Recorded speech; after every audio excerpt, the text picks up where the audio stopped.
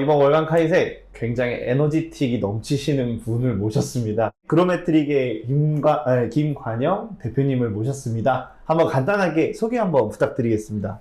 안녕하세요. 반갑습니다. 그로메트릭 김과장입니다. 저는 현재 그로메트릭 회사를 운영하면서 오픈소스 활동도 열심히 하고 있습니다. 그래서 현재 오픈인프라 한국사용자모임의 부대표로 활동하고 있고요. 오는 8월 26일에 있을 오픈인프라데이 2025의 총괄을 맡고 있습니다. 오늘 특히나 중점적으로 다뤄주실 내용 어떤 건지가 간단하게 얘기를 해주시고 진행을 하면 좋을 것 같아요. 네, 오늘 말씀드릴 거는 이제 사실은 S밤이라는 용어 자체는 이제 많이 화두가 되기도 하고 그렇지만 실제로는 대부분 학계 발표나 법제에 대한 얘기만 조금 포커스가 있었던 게 사실이거든요. 네네. 뭐 그걸 또 얘기를 좀 하겠지만 사실은 오픈소스 관점에서 그리고 사용자 관점에서 조금 더 얘기를 좀 해보는 시간을 가져보려고 하고요. 저희가 5월 달에 미덥을 저희 자체적으로 미덥을 좀 진행을 했었거든요. 근데 그때 학계에서 개발자 관점에서 여러 가지 관점에서 한꺼번에 보는 미덥을 좀 진행을 했습니다. 근데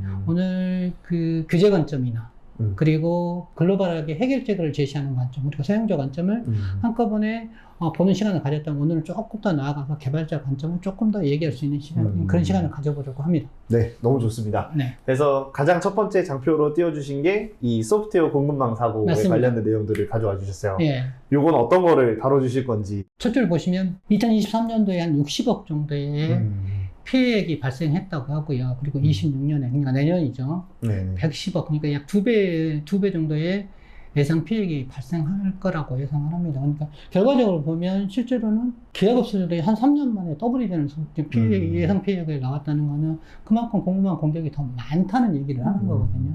그래서 그 부분에 조금 더 포커스를 맞추고 말씀드리고자 이 자료를 발제해 봤습니다.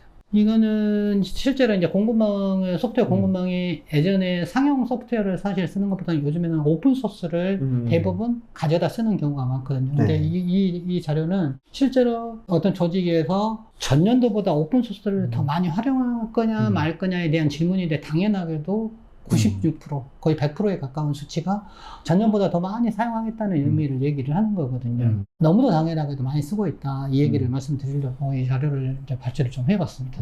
근데 이 다음에 바로 장표가 공급망 사례예요. 네네. 공격 사례. 네. 대부분의 스팸을 얘기하면 다 이걸 얘기를 하는 건데요. JNDI 룩업 기능이라서 한 줄의 코드입니다, 실제로는. 근데 이 한 줄의 코드로 인해서 리모트 코드 익스큐션이 실제로 진행이 된 거고요. 그 한 줄로 인해서 수억 대의 자바 시스템이 위협이 된 겁니다. 그리고 실제로 대부분의 소프트웨어들은 로그를 찍거든요. 네. 근데 로그를 찍으면 대부분 다 이걸 사용한다는 얘기라고 이렇게 보시면 될 것 같아요. 그래서 오픈소스 의존성이 SCA니까 소프트웨어 컴포지션 어널리시스라는 그 대응 체계를 그리고 SBOM이라는 필요성에 대해서 크게 부각시킨 이런 사건이라고 이해하시면 될 것 같습니다. 그리고 이거는 지금도 진행되고 있고요. 앞으로 10년 동안은 계속 진행될 거라고 이렇게 얘기를 합니다. 그리고 기존 공급망. 그러니까 소프트웨어 공급망이라고 되어 있는 단어들은 되게 많이 접해보셨을 것 같아요. 이걸 들으시는 분들이 대부분 재직을 하시는 분들일 거니까 아마 소프트웨어 공급망 많이 얘기를 하실 텐데 우리 일상생활에서 볼 수 있는 그런 공급망 체계하고 소프트웨어에서에 대한 공급망 체계하고 약간 같은 뭔가가 있을 테니까 저렇게 차이를 비슷한 단어를 썼기 때문에 그럴 거라고 생각을 하는데 소프트웨어 쪽을 좀 많이 연구를 해보셨으니까 어떤 차이가 좀 있는지를 좀 설명해 주시면 좋을 것 같아요. 우리가 기존에 공급망 하면 보통 제조업 쪽에서 많이 얘기를 했습니다.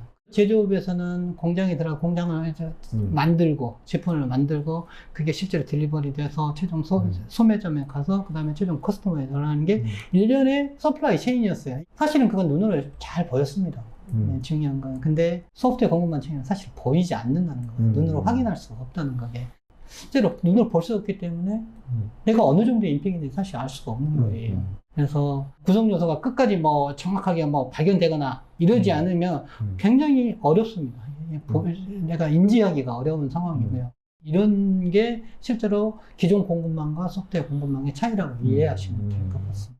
그래서 어쨌든 소프트웨어 특징 때문에 발생할 수 있는 여러 가지 특징인 거잖아요. 네, 근데 사실 무형이기 때문에 이게 더 큰 것 같기는 해요. 어찌됐든 뭐 제조 쪽에서 말씀을 해주셨는데 제조에서는 만들려면 어찌됐든 뭐 공장도 설비를 만들어야 되고 맞아요. 트럭을 만들어야 되고 트럭에서 운송해서 유통까지 진행이 돼야 되는데 그런 부분들이 이제 소프트웨어상에서는 다 불필요한 요소들이 되다 보니까 아무래도 그게 더 크지 않나. 그래서 책임이나 추적하는 데 있어서도 분명히 단점들이 분명히 있을 것 같고 네.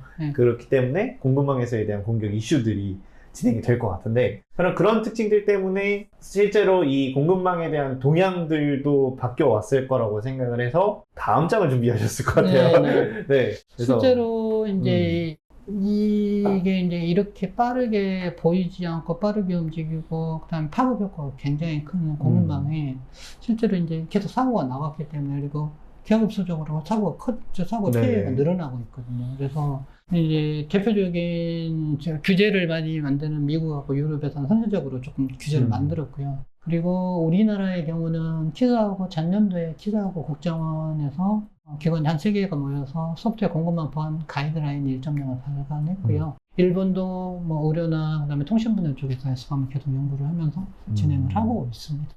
네, 알겠습니다. 그래서 뭐 그 다음은 이제 적용하고 있는 베스트 프랙티스를 좀 가져와 주셨어요. 그래서 요건 어떤 내용들을 담고 있는지 한번 소개를 해주시죠. 좀 전에 이제 그 베스트 프랙티스에서 조금 더 가져가 본 거고요. 이러한 4가지 정도를 갖춰야지 베스트한 프랙티스가 된다 이렇게 얘기는 첫 번째는 신뢰성입니다. 신뢰성은 말 그대로 내가 어느 순간 이 지금 불변의 데이터를 메타데이터를 가지고 언제든지 리프로듀스하고 베리피케이션을 할 수 있고 동일한 결과를 내는 이걸 얘기를 하는 겁니다. 그리고 두 번째는 이제 소프트웨어이기 때문에 굉장히 빈번하게 아까도 말씀드렸지만 바뀌는 거거든요.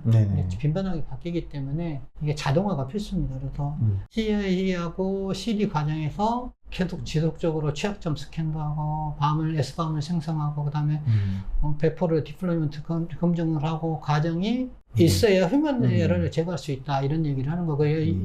이게 두 번째 요소고요. 그리고 이제 아까 세 번째는 아까도 말씀드렸지만 어드민의 권한을 가지고 이제 사실 빌드하는 과정이 좀 많았는데 지금은 서버나 개발자 관점에서 권한을 최소화해서 내부 언어명을 줄이는 빌드 환경을 만들어야 된다. 이게 실제로 개발자 관점에서 개발을 하는 환경에서는 이게 세 번째 어떤 베스트 프랙티스에서 따져야 될 거라고 보여지고요. 그리고 마지막으로는 뮤추얼 오센티케이션에서 사실은 이게 이제 MSA 아키텍처나 요즘에는 소프트웨어 환경도 굉장히 많이 복잡해지고 있거든요. 안에서 보면 뭐 API 통신도 많이 하고 실제로 그런데 서비스 간의 통신을 MTLS, 뮤추얼 TLS로 하고 그다음에 API 토큰을 해서 인증을 잘 적용해서 피어투피어 기반의 신뢰성을 보장하는 이런 걸로 4가지 베스트 프랙티스의 요소를 CNCF에서 얘기를 한 겁니다.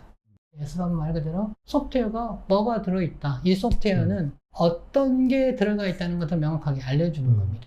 그래서 실제로 어떤 오픈소스를 쓰고 있는지 알아야 그 다음에 실제로 오픈소스에 있는 취약점 정보를 알 수가 있는 거죠. 상용 툴, SBAM을 만들어낸 상용 툴도 있지만 오픈소스로도 검사를 할 수 있습니다. 그래서 이 오픈소스를 가지고 실제로 시프트하고 그라이프나 이 시프트 그라이프 그 조합으로도 이제 쓰실 수 있고요. 저희 내부적으로도 사실은 테스트를 좀 해보기도 하고 만들어서 간단하게 할 수 있습니다. 그래서 조금 해봤던 걸 말씀을 좀 드려본 거고요. 이것도 제가 어떻게 보면 질문을 해봐야 되는 부분이기도 한 것 같아요. 진짜 말 그대로 생성만으로 충분할까? 네, 그게 아까 뭐 잠깐 말씀을 해주시긴 하겠지만 그 추후에 대한 관리도 필요하다라는 거. 네, 맞습니다. 네. 그 실제로 이제 생성이 어느 시점에서 내가 소프트웨어를 언제 빌드를 했고 한다는 따라서 SBAM이 조금 달라질 수 있다는 거고요. 그리고 배포된 버전하고 그 다음에 거기에 맞춰진 SBAM 생성되면 그 SBAM이 동일한 것이냐는 식별하기가 사실 좀 어려운 부분이 좀 없지 않아 있습니다. 그래서 SBAM이 실제로 운영에 얼마나 도움이 될 건지. 근데 이제 말 그대로 운영보다는 어떤 규제의 관점이나 컨트롤의 관점에서 조금 더 이해하시면 좋을 것 같고요. 그리고 포맷은 아까 이제 사이클론 DX나 SPDX에 대해서 표준이 다르고 통합하기가 좀 어려움이 있는데 그럼에도 불구하고 양쪽 두 개 다 관리할 수 있다는 이런 부분은 상용 툴이 또 가지고 있는 장점이라고 일단 이미 툴을 좀 사용자 관점에서 만들어놨다고 보시면 좀 이해하기 쉬울 것 같고요. 그리고 MVD